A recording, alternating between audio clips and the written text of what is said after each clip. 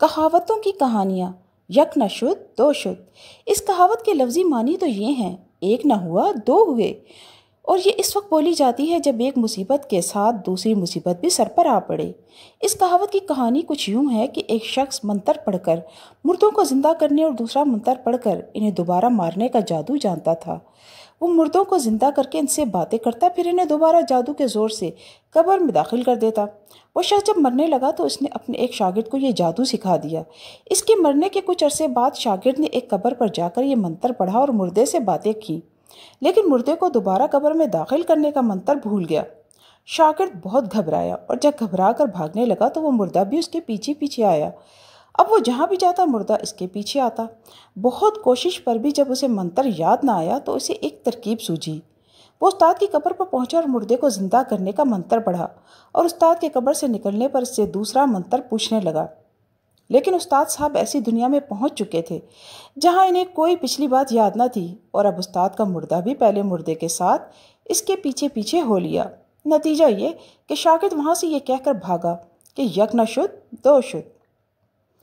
بھیگی بلی بن جانا یا بھیگی بلی بتانا، اس محاورے کا مطلب کچھ یوں ہے کہ کمزور اور سیدھا سادہ بن جانا یا ڈر کر چپ ہو جانا۔ اسے یوں بھی بولتے ہیں بھیگی بلی بتانا، جس کا مطلب ہے سستی کی وجہ سے بہانہ کرنا، ٹالنا، کام نہ کرنے کے لیے کوئی بہانہ کر دینا، کام چوری کرنا۔ اگر کوئی شخص کام کو ٹالنے کے لیے کوئی بہانہ کرے تو کہا جا سکتا ہے یہیں پر بیٹھے بیٹھے بھیگی بلی بتا رہے ہو۔ اس کا قصہ یہ ہے کہ ایک صاحب نے اپنے نوکر سے لیٹے لیٹے پوچھا، کیا باہر بارش ہو رہی ہے؟ نوکر بھی چارپائی پر پڑا اینٹ رہا تھا۔ نیند آ رہی ہو تو کس کا جی چاہتا ہے اٹھنے کو؟ اس نے وہیں پڑے پڑے کہہ دیا، ہاں جی ہو رہی ہے۔ ان صاحب نے کہا، تم عجیب آدمی ہو، باہر گئے نہیں اور دیکھے بغیر کہہ دیا کہ ہاں ہو رہی ہے۔ نوکر نے جلدی سے بہانہ کیا، ابھی بلی باہر سے آئی تھی، میں نے دیکھا تو وہ بھیگی ہوئی تھی۔ اندھیر نگری چوپٹ راج، ٹکے سیر بھاجی ٹکے سیر کھاجا۔ بھاجی کا مطلب ہے پکی ہوئی سبزی اور ترکاری، اور کھاجا ایک قسم کی مٹھائی کا نام ہے۔ اس کہاوت کا مطلب ہے کہ اگر حاکم بے وقوف یا نالائق ہو تو ملک میں لوٹ مار بے انصافی عام ہو جاتی ہے۔ یہ کہاوت عام طور پر ایسے وقت بولی جاتی ہے جب کسی جگہ، ملک، شہر یا ادارے کے بارے میں یہ بتانا ہو کہ وہاں اچھے برے کی تمیز ہی نہیں، بد نظمی ہے، لوٹ مار مچی ہوئی ہے اور کسی کے ساتھ انصاف نہیں ہوتا۔ اس کی کہانی کچھ یوں ہے کہ ایک گرو اور اس کا چیلا ایک ایسے شہر سے گزرے جہاں ہر چیز ٹکے سیر بکتی تھی، چاہے سبزی ہو یا مٹھائی۔ سستی سے سستی اور مہنگی سے مہنگی چیز کے دام ایک ہی تھے، یعنی ایک ٹکے کا ایک سیر۔ اتنا سستا شہر دے کر چیلے کا جی للچا گیا۔ گرو سے کہنے لگا، یہیں رہ جاتے ہیں، مزے مزے کی چیزیں خوب پیٹ بھر کر کھایا کریں گے۔ گرو نے چیلے کو سمجھایا کہ ایسی جگہ رہنا ٹھیک نہیں جہاں اچھے اور برے میں کوئی فرق ہی نہیں، لیکن چیلا نہ مانا۔ گرو اسے وہیں چھوڑ کر آگے بڑھ گیا۔ ادھر چیلا مٹھائیاں اور روغنی کھانے کھا کھا کر خوب موٹا ہو گیا۔ ایک دن شہر میں ایک شخص کو کسی نے جان سے مار دیا۔ سپاہیوں نے قاتل کا بہت تلاش کیا لیکن اسے نہ پکڑ سکے۔ مرنے والے کے رشتہ داروں نے راجا سے فریاد کی کہ ہمیں جان کا بدلہ جان سے دلایا جائے۔ راجا کو پتہ چلا کہ قاتل کا کوئی سراغ نہیں ملتا۔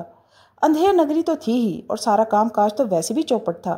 اس بے وقوف راجا نے حکم دیا، کوئی بات نہیں، جان کا بدلہ جان سے لیا جائے گا۔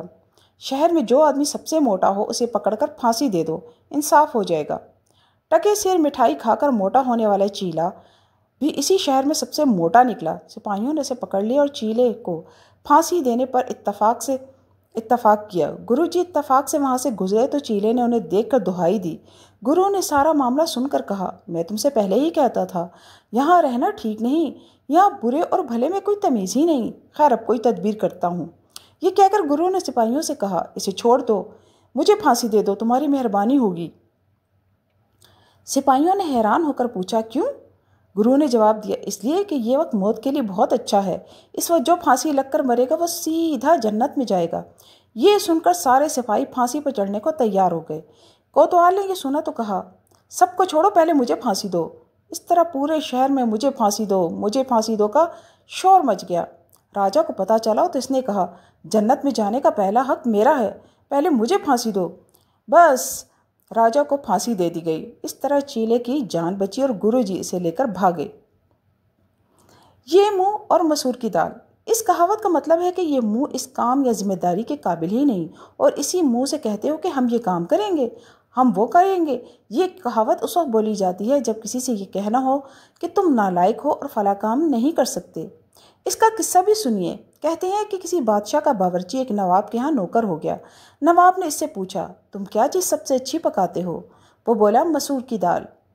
مسور کی دال ایسی مزیدار پکاتا ہوں کہ جو کھاتا ہے انگلیاں چاٹتا رہ جاتا ہے۔ نواب نے کہا، اچھا کل ہمارے ہاں دعوت ہے، کل ہی مسور کی دال پکا کر دکھاؤ تو جانے۔ باورچی نے حامی بھر لی۔ اگلے روز شامیانہ بندھا، مہمان آئے۔ باورچی نے مسور کی دال تشتری میں نکال کر پیش کی۔ پورا شامیانہ مہک اٹھا۔ نواب صاحب آئے، دال چکھی، واقعی ایسی ذائقے دار اور مزیدار دال کبھی نہ کھائی تھی۔ اش اش کر اٹھے، لیکن تھے آخر کو کنجوس، خرچ کا خیال آ گیا۔ بادشاہ ہوتے تو خرچ کی فکر نہ کرتے، لیکن باورچی بادشاہ کے محل میں کام کر چکا تھا، دل کھول کر خرچ کرنے کا عادی تھا۔ اس لیے جب نواب صاحب نے پوچھا کہ دال تو بہت مزے کی ہے، مگر خرچ کتنا اٹھا، تو باورچی کو بہت برا لگا۔ ضبط کر کے بولا، 2 آنے کی دال ہے، 32 روپے کا مسالہ ہے۔ سستا زمانہ تھا۔ نواب صاحب اتنی مہنگی دال کا سن کر چیخ پڑے، کیا کہا، 32 روپے 2 آنے کی مسور کی دال؟ باورچی تو بھرا بیٹھا تھا، تیش میں آ کر جیب سے 32 روپے 2 آنے نکال کر رکھ دیے اور دال کا برتن زمین پر پٹخ دیا اور کہا، یہ منہ اور مسور کی دال۔ یہ کہہ کر وہ چلا گیا۔ کہتے ہیں کہ دال شامیانے کی جس بانس پر گری تھی وہ کچھ روز بعد مسالے کے اثر سے سرسبز ہو گیا، اور اس طرح یہ کہاوت مشہور ہو گئی، چور کے گھر مور، یہ چور کو مور پڑنا، یعنی خود چور کے گھر چوری ہو گئی۔ کہاوت اس وقت بولی جاتی ہے جب کوئی شخص بے ایمان کے ساتھ بے ایمانی کرے یا کسی ٹھگ کو کوئی شخص ٹھگ لے۔ مور ایک ایسا پرندہ ہے جو چھوٹے موٹے سانپ کھا جاتا ہے۔ کہتے ہیں ایک چور ایک قیمتی ہار چوری کیا اور گھر میں لا کر ایک طرف ڈال دیا۔ گھر میں مور تھا، مور نے ہار کو سانپ سمجھ کر نگل لیا۔ چور نے یہ معاملہ دیکھا تو بولا، بہت خوب، چور کے گھر مور۔ اس کہاوت کو یوں بھی بولتے ہیں، چور کو مور پڑ گئے۔